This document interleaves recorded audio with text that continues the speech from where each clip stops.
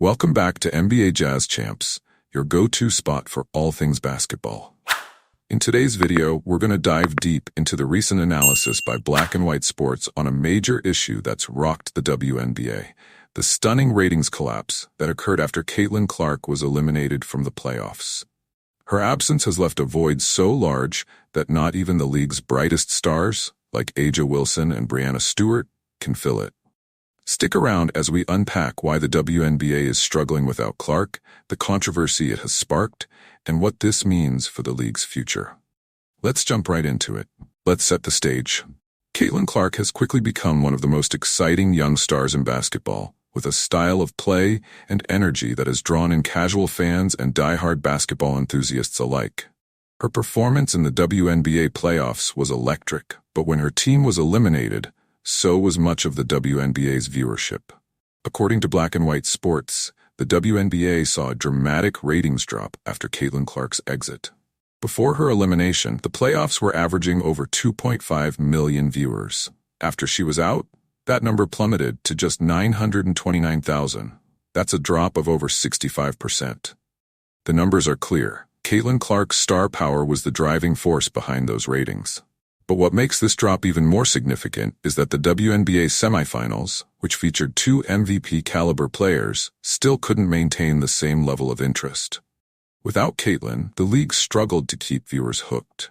And this brings us to a deeper question. Why can't the WNBA's biggest stars, like A'ja Wilson or Breanna Stewart, carry the ratings in the same way? Now, not everyone is thrilled about the attention Caitlin Clark has been receiving. In fact, commentator Jamal Hill, a vocal figure in sports media, stirred up controversy when she insinuated that the media's focus on Clark was overblown. According to her, the ratings drop was being exaggerated, but as Black and White Sports pointed out, the numbers don't lie. Hill's comments have sparked a heated debate, and she's received plenty of backlash for her take.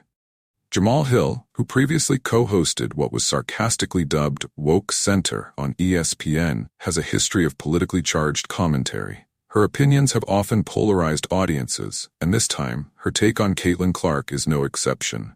Hill's argument attempts to downplay Clark's importance to the WNBA's viewership, but in doing so, she overlooks the raw data that clearly shows how essential Clark was to the league's success this season.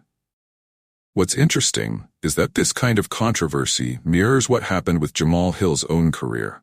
Her show on ESPN, which leaned heavily into political and social commentary, saw a massive ratings drop, similar to what's happening with the WNBA.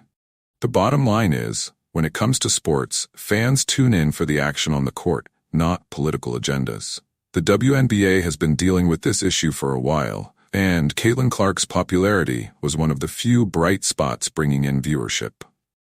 Another major point is the underperformance of other WNBA stars when it comes to drawing an audience.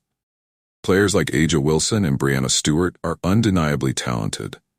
Wilson is even considered by some to be one of the best players in WNBA history. However, their star power hasn't translated into high viewership. You would think a semifinals matchup featuring two recent MVPs would be a massive draw for fans. Instead, the ratings were shockingly low, dropping by more than half when compared to Caitlin Clark's games. This brings up a critical issue for the WNBA. How do they get fans invested in players like Wilson and Stewart when their performances aren't generating the kind of interest that Caitlin Clark's games did?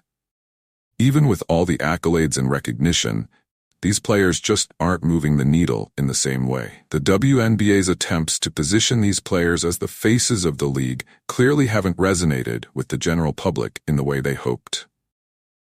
One of the main reasons for this disconnect is that a significant portion of the WNBA's fan base is more focused on political and social issues than the actual sport. This has alienated many casual sports fans who tune in for the excitement of basketball, not for a political statement. The league's embrace of activism, while important to some, hasn't translated into sustained viewership numbers. People were tuning in for Caitlin Clark because she represents what most sports fans want to see, an incredible athlete who dominates on the court. Think about it. People come to a basketball game to watch incredible plays, competition, and athleticism. It's like going to a restaurant for your favorite dish. If the steak is what everyone loves, but you keep pushing tofu on the menu, most people are going to lose interest. That's essentially what's happening here. The WNBA has alienated a large portion of their potential fan base by focusing on political messaging rather than what fans actually want: high-quality basketball. So where does the WNBA go from here? Can they survive without Caitlin Clark driving the ratings? The truth is, unless the league can figure out how to keep fans engaged without her, they're going to continue to struggle. The stark reality is that the WNBA still relies on the NBA for financial support, and without major stars drawing in viewership, the league's future is uncertain. Black and white sports make a compelling argument. Without Clark, the WNBA is in trouble. The league has to face facts. Caitlin Clark was a rare draw, a player whose talent transcended the sport and brought in casual fans. But now that she's out, the numbers show just how little interest remains. If the WNBA doesn't evolve and start focusing more on building up other stars or improving the quality of the product on the court, it's going to be difficult to maintain relevance, let alone grow. As we delve even deeper into the WNBA's current predicament, another major aspect to consider is the role of marketing and media coverage, or rather, the lack of it. One of the reasons Caitlin Clark became such a sensation is that she was marketed well. She was promoted as a must-watch player, and the media bought into the hype, constantly showcasing her performances across various platforms. But when you look at other WNBA stars, the same media push doesn't seem to be there. Consider this. Players like A'ja Wilson and Breanna Stewart are MVP-caliber athletes, but they don't seem to get the same level of attention. Could it be that the WNBA simply isn't investing enough in promoting their own stars? For Clark, her appeal extended far beyond hardcore WNBA fans. Her ability to captivate casual viewers, alongside the media's focus on her, made her the face of the league, even as a rookie. But what happens when that face is no longer in the spotlight? There's a significant marketing issue when the league can't sustain interest without one breakout player. If the WNBA wants to survive long-term, it needs to seriously rethink its strategy in how it promotes its stars, engages with fans, and brings the excitement of the game to new audiences. Right now, the league relies heavily on social justice campaigns and outside activism to engage their fan base. But the question remains, is that enough?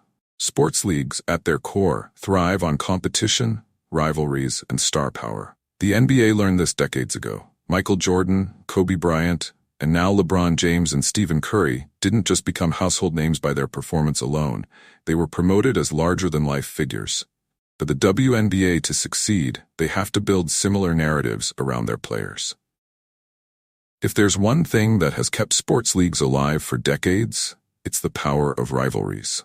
Think of some of the biggest rivalries in sports history: Magic versus Bird, the Bulls versus Pistons, or even more recently, LeBron James versus Kevin Durant.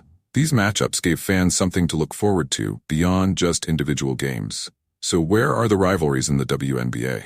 Why haven't we seen the same kind of build-up that makes fans want to tune in week after week? The potential for creating legendary WNBA rivalries is right there. Imagine the drama between teams like the Las Vegas Aces with A'ja Wilson and the New York Liberty with Breanna Stewart. These two teams alone boast several MVPs and All-Stars. Yet despite the talent, the narrative hasn't fully developed in a way that keeps fans coming back for more. Instead, viewers often see these games as standalone events rather than chapters in a larger, ongoing story. This is something the WNBA must focus on if they want to keep people interested, especially without Caitlin Clark in the spotlight. Rivalries are what make sports exciting. If the WNBA can tap into the potential of creating these long-lasting storylines, there's no doubt they can draw in more viewers. But they have to be intentional about it, highlight the personalities, build the tension, and make sure fans are invested in what happens next. People tune in when they care about the outcome.